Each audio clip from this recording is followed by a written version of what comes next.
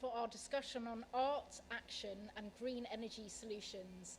We're hugely excited to be joining you live from COP26, and if any of your friends or colleagues aren't here, they can watch it back on Insta, on Together Band Official. So I'm Emma Elms, Features Editor of Together Band, and I'd like to introduce our panel.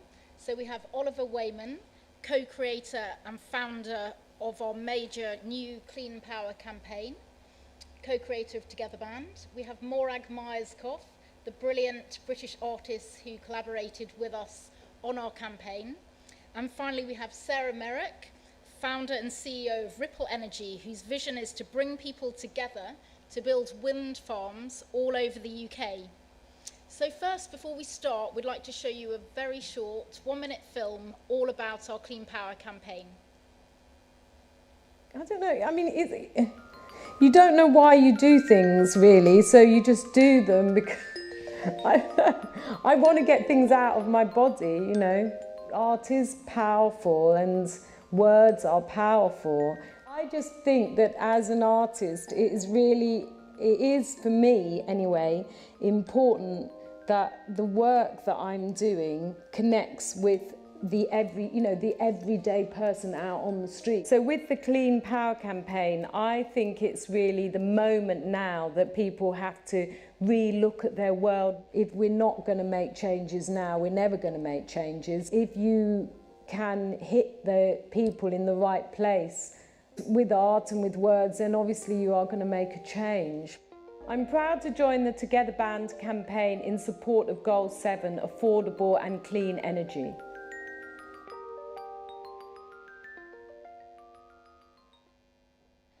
So first of all, let's talk about how art can be used to inspire action.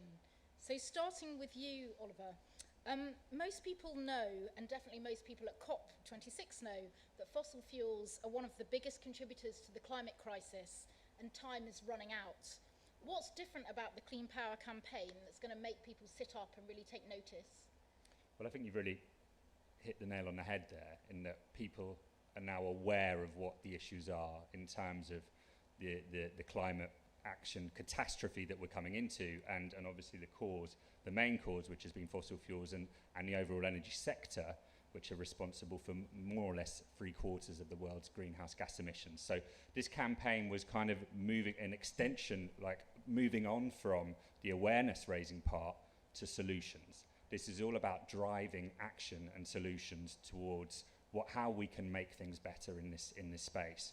And again, focusing on Goal 7, which is affordable and clean energy, we wanted to create a mass awareness campaign, a way to really drive home this really important subject matter, but in a way that can be appealing and approachable through art. You know, art can have a really positive, inspiring effect. And we kind of started thinking about what we could do in terms of mass art activations. And really, there was only one person that we had in mind who could create the kind of positive, bold, inspirational art, but with a very clear narrative and message, and that was Morag. So I think combining what we had from a visual perspective in terms of Morag's fantastic, bright, bold, inspiring artworks, she was tasked with creating, as you can see on the screens here, really iconic artwork around it, which she's succeeded in a brilliant way. And then the final piece of the puzzle, well, what's the solution? What is the activation that we can make? What can we drive people towards feeling like they can make a difference? Because I'm worried that at the moment people are feeling so overwhelmed with the overall climate message that some people feel a bit disempowered. It's almost like we don't know what we can do anymore. It's just governments need to act on that level. But no, we can create and actions and be a part of it ourselves. And that's where Ripple come in, because they've created a fantastic, really, really pioneering system in which you can create your own energy through a share of a wind farm, which will then in turn be credited against your electricity account. I'm sure Sarah will talk about that a bit later on. So we're hugely excited to have Morag's talents on board. Everyone loves her colour. Why do you think art can be such a powerful and effective form of activism? The work I do, I often work within communities, and so I listen to their voices. We do lots of word workshops and things like that, and it's really important to get people to understand what's going on at that real level of community, you know. Yeah. So so in this, when Ollie came to me about this project, it felt like this was again building a community of renewable energy, you know, us all together trying to change things, and that's why the positive words that I've got working with people, it felt like it was about that for this as well, that we needed to really get those strong messages across that I do with a lot of my work. And I know you said to me when we spoke before that you feel it's very important to not only work for communities, but also to work with communities. Can you tell me a bit more about some of your other projects? Oh, Some how of them long may you not. Well, I think the one most recently was in Folkestone for the Folkestone Triennial, where I actually had to do community workshops on Zoom, which I hadn't done before. And I don't come from Folkestone, so I wanted to understand what people thought about how they lived in their town and what they thought about their town. And so we did all these online workshops, and actually they were much more rewarding than I imagined. And it was a real two-way thing. And then I built this big structure in the middle of this brownfield site, and all the community, so they made the words up, then I drew them all up, then they painted them all, and then it was all on this big structure. And it was just so wonderful, people coming saying how they loved seeing their own words, and then the other people in the community saying they loved seeing other people's words. But it was really important that their names were on it as well. You know, that in a way I'm just a sort of orchestrator of these things, and that piece of work belonged to them. And I think that's what we've got to feel, that the planet, we've got to look after it so much, and things belong, you know, that we need to do the stuff ourselves as well as other bigger things working with us, but we also have to take hold of it as well. And that's what it feels in the projects that I do, that work really belongs to those people, and that's one of the most important things. And when Oliver first approached you to say, we've had this idea, will you get involved? What did you think? Well, it was a really perfect moment for me, because I've had absolutely a change in the way I live my life, and I was very conscious that I wasn't really living the way I wanted to live. I was just consuming and not giving, you know, not in my everyday life. And so I was wanting to move to a place where I could grow my own vegetables, I could have better ways of having energy in my house. And so when you came to me, it was just like this, it was like this perfect moment. I thought, wow, this is like really strange, because this is where I am. And so it was a no-brainer. Obviously, I wanted to get involved. Well, you say you got involved with it recently, but actually I think it might be worth mentioning your experience with electric cars, because you've been pretty pioneering there before most people, I suspect.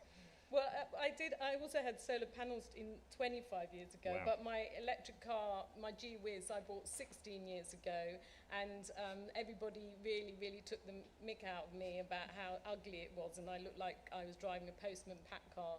But I used to say to everybody that it was so beautiful inside, and you know, you shouldn't judge something from the outside. But it took 16 years. I've only just got an electric car now that goes 200 miles. It took that long to get actually cars that could go a real distance, unless you have a Tesla, but I mean an affordable car. Yeah. And I know that could have been done 20 years ago. Absolutely. And it was all stopped, and I thought that was, because every year I watched and nothing ever happened. Yeah. What was the range on the G-Wiz? 25. And it went 12.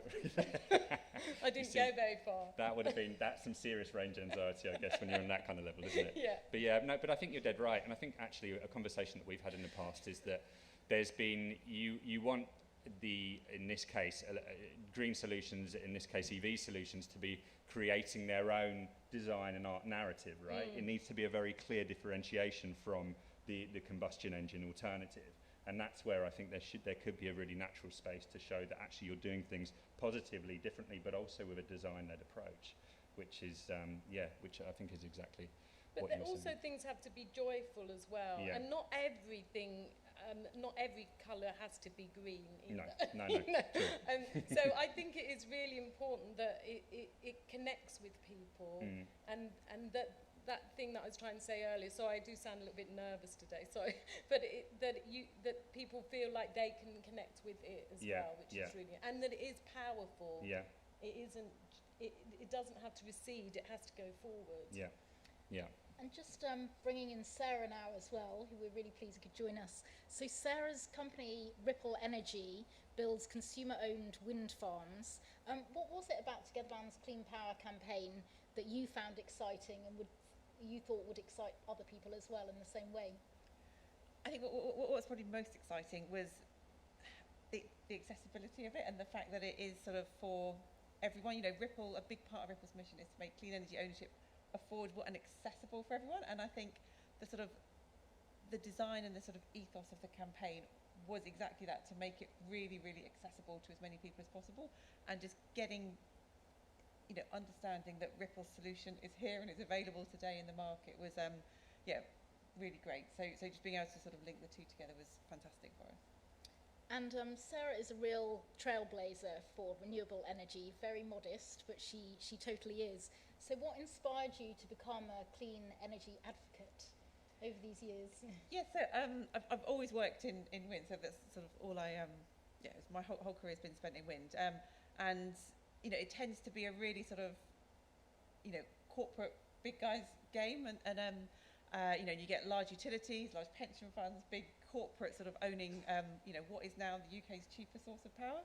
So I set up Ripple because I thought it was, there was something fundamentally wrong in the market if it was only available to big corporates and big utilities. I wanted to give, individual households like me and my friends and everyone else the ability to own their own source of clean power. So it's taken a while to get here, but yeah. Here you are. And it's really inspiring to meet a very senior woman leading the way in the energy industry, which is, as you say, quite male-dominated. So I was really interested, sort of, what made you decide to set up Ripple Energy, and what was the concept, and how was it for you in that world? Yeah, so I sort of decided to set it up probably 5 or 6 years ago, and then it just took a while to sort of, work out the best way of doing it. But and there was a couple of years where it sort of, once I worked out you could actually split up a wind farm into tiny little bits and enable people to own bits of the wind farm. It just seemed so obvious, and it seemed obvious that, it was quite a shock that sort of nobody was doing it, or nobody even seemed to be planning on doing it. So once it became clear that if I wasn't going to do it, nobody was going to do it, that I thought, right, okay, let's go ahead and do it. And it is, in terms of sort of raising investment for companies, it is harder, I think, if you're a woman, but Ripple itself is a crowdfunding company, so we've got nearly 2,500 individual investors. So just like, we crowdfund wind farms, Ripple itself as a company is crowdfunded, and that Brilliant. Just for us it works so well, just having that pool of people who just really, really want to see us succeed. It's fantastic. I think that speaks volumes about your approach as well, in the way that you've managed to democratise it, because you're giving everybody an opportunity and you're making it really inclusive in what can often seem like a sector which is very much the distance between, they tell you what kind of energy you can buy and what tariff you need to be on, whereas you're giving people the opportunity to not only generate clean energy, but for it to be directly, impacting your energy, your own electricity bills, which is really pioneering. Yeah. And I think it's lovely to feel like you're taking a communal approach, which is often forgotten about. So it's and it's I really think another thing is that people often look at sort of climate actions as a sort of really binary, all or nothing sort of approach, and that's just not the case. If any emissions that are reduced is all to the good. Absolutely. So people can own £25 worth of a wind farm. That's not going to buy them very much of a wind farm at all, and the savings on their bill and the carbon emissions related to that are going to be quite low. But it's all about making it accessible to as many people as possible. And so we sort of very, very deliberately lowered the bar as much as we possibly could, because we want to get as many people involved, and then once they're involved, then they can sort of get involved in another wind farm or a solar park, and just they can just build from there. But we very, very much didn't want it to be that, if you can't spend £1,000 on a wind farm, don't even bother trying, sort of thing. It's all about getting just to make it accessible for everyone. Which is brilliant. It's exactly the approach we need to take generally, I think, in this sector. So it's really, really inspirational to have that, and which is why I think it marries itself so well with Mass Art Campaign, where we're trying to bring as many people into the conversation as possible and give them an opportunity, and having a ready-made solution like that is really fantastic. I think it's also worth noting, correct me if I'm wrong, but it's also a far more affordable way to invest directly into green energy in wind farms in this country than it is solar, right? In terms of the platform that you put together. Exactly. So we probably will do solar at some point in the UK, but at the moment the wind projects that we've looked at have been a lot more affordable than solar. But over the next couple of years, we totally expect solar and wind are quite comparable, but solar projects tend to need to be a bit bigger in order to sort of get the average cost down. So with this, you can literally be building the individual wind turbines piece by piece, depending on the demand. Yeah, fantastic. And just sort of broadening things out a bit, I wondered what you think about where, as a country, we're heading in terms of renewable energy initiatives, both in the UK but also compared to globally. Do you think money's been spent in the right places? How do you think our government's doing? I think in terms of electricity, the UK is actually doing really, really well. So we've managed to, move from a electricity grid that was, 40% coal just over 10 years ago to, less than 1%. And over that time, you've seen renewables go from, just on the inverse, basically. So from, a couple of percentage points to, 30 odd percent. And over the next 8 years, we're likely to get to, by 2030, we're likely to get to more than 60% of the UK's power coming from wind, which is just, when I started in the sector, there was like 2 tiny little offshore wind turbines in the UK. Now there's thousands. And just to see that over 20 years has been amazing. But where we're going to go over the next 10 years is just phenomenal. So, and I think the UK has been able to show the world that it is possible to transition away from, coal-based power to renewables. Nothing bad's happened. All this fantastic stuff's happened. We've had, created loads and loads of jobs. The lights haven't gone out. It's perfectly doable. And I think, it's really important to have these sorts of examples that other countries can learn from, because the UK has shown the world how it can be done. Brilliant. And are there any other countries that particularly jump out at you as doing quite well renewable-wise and paving the way for others? Yeah, so you've got sort of lots of Scandinavian countries have got loads and loads of hydro. So, Norway and Sweden have got fantastic hydro resources. And, wind and solar are just coming on leaps and bounds, not right across the world, but in most countries in the world are now just seeing huge increases in the amount of wind and solar. So you tend to have sort of historic, or countries with a lot of sort of historic renewable assets, like the Scandinavians, but loads of other countries are coming. Right, Ireland is always forgotten about in terms of its wind development. So Ireland is, I think Denmark's number 1, but Ireland is number 2. And brilliant. It's a very, very little known fact that Ireland is right up there in terms of wind energy. Great. And so, Ollie, you've been at COP for a couple of weeks. Morag's just arrived today. How have you found it so far? How's the experience been? It's been fantastic, actually. It's been really, despite the overall narrative where some people are seeing the overall picture being positive or negative, I think on a grassroots level and in terms of the connection and the overall, I think the overall ambition of people to make the positive changes that are needed has been inspirational, and it's actually given me a lot of hope.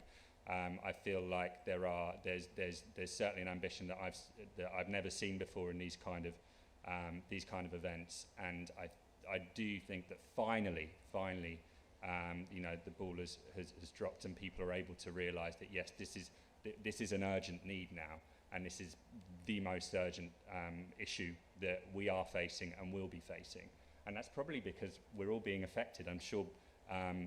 Most people in this room and watching online will have had some extreme weather impact. Even where I live in East London, two streets down was completely flooded, and there was everyone with their furniture on the street in the morning because their ground floors were no longer habitable for the next week. So it's hitting us, and we're not anywhere near a river. It's hitting us in all sorts of places, and I think that's finally hitting home. So thankfully, I think there's a real there's a real ambition now to make change. And so, apart from today, obviously, what's been the highlight of COP for you so far? Ooh. Any memorable moments?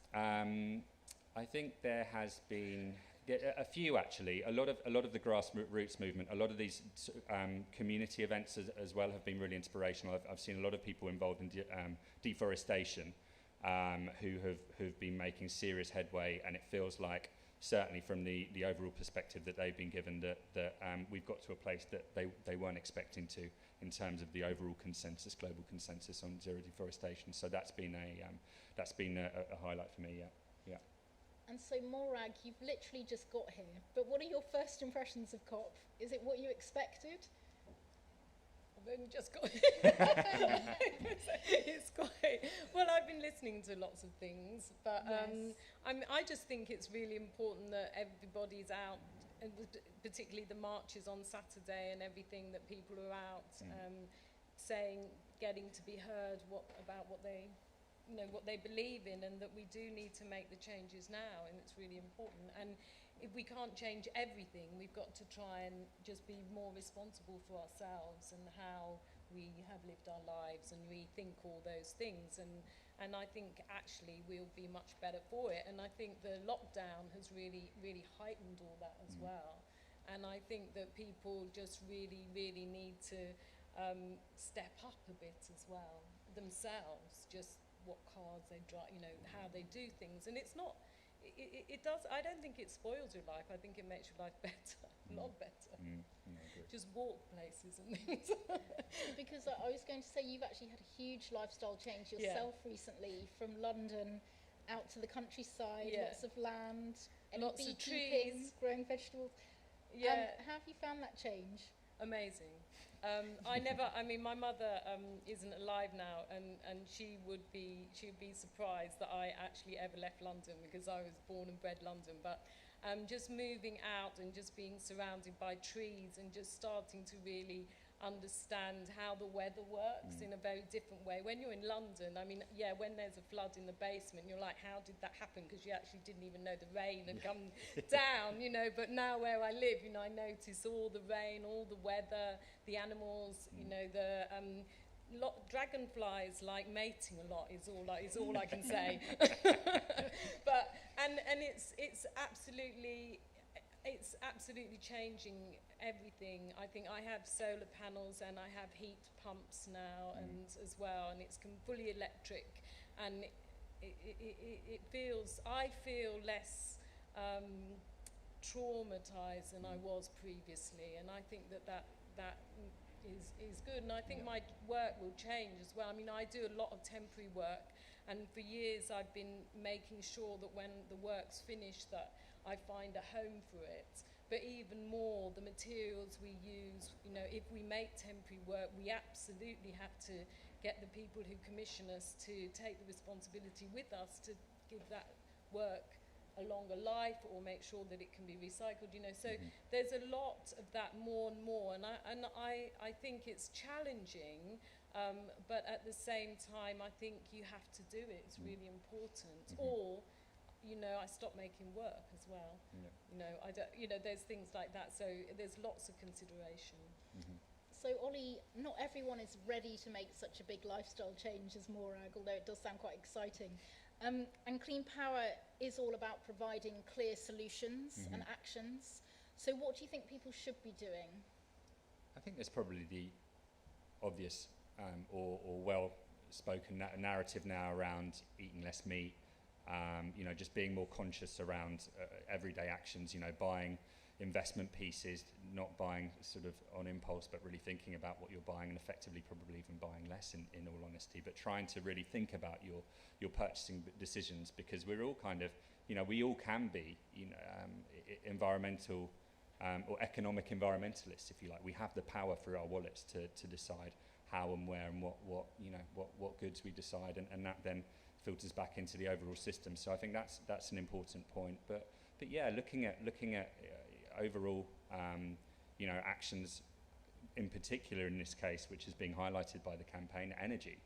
Whether it's we're not in a position ironically because of a fossil fuel, because of the gas crisis, to be able to even change energy providers because of the escalating cost of gas. So that's why we've had to work on this really innovative campaign with Ripple to make sure that people still have a solution to look at the energy sector and give themselves an opportunity. But it's I think there's a lot of changes that need to be made, and I think what our job is to try to provide as many easy solutions and help to make people feel like this is an achievable action, and that it's not not for governments, not only for governments and corporates to deal with, but individuals as well. I think there's various stats, but I think 60% of climate change can be down to behavioural change, and I think that's something that's probably important for everyone to keep in mind. Absolutely. And Sarah, aside from the points that Ollie's made, what else do you think people should be doing to become more sustainable in their daily lives? I think it's knowing, and sort of as I said before, that there are so many things you can do, but you don't have to do everything. Yeah. You can do things in stages. So yeah, obviously, the more you can electrify, whether that's your car, your heating, and then ensure that all of that electricity is coming from your own wind farm or solar panels, it's fantastic. But yeah, around diet, around walking, just ditching the car more, just walking, using public transport, cycling more. There are so many things, and it's all good, and it's it all counts, and you don't have to turn your life upside down in order to have an impact. You can feel really proud about what you're doing, and it's really good as well. I think there's this idea that you have to to have a real impact, it has to somehow be a negative impact on your lifestyle. That's not the case at all. You can just do things slightly differently, and it works, and it's possible. We've got the solutions. It's just a case of now adopting them, basically. Absolutely. It's easier than people think. It absolutely is, yeah. And so back to Clean Power. Ollie, what's next for Clean Power? Well, we've got a lovely display of a kind of a teaser display, if you like, of 40 supersized flags on the Forth and Clyde Canal in Glasgow. So if you're in Glasgow, please go and visit here. But really, we've got now a series of different mass art activations, which Morag's going to be, I'm sure, very busy with next year, starting in Regent Street, running from Oxford Circus to Piccadilly Circus with 100 flags made of recycled ocean plastic with the bold graphics and art pieces that Morag's created. And then we're going to be working with a whole series of different cities: Chicago, Florence. We're talking to Hong Kong. Effectively, I think we're going to be trying to make it into a real moment around Earth Hour on the 26th of March next year, where you'll have a series of these really large-scale, bright, beautiful artworks touring and visible in various cities across the world. Brilliant. So thank you so much, everyone, for joining us, both the audience here live at COP26, also at home. Thank you, Morag, Sarah and Oliver. Thank you. Thank you. Cheers.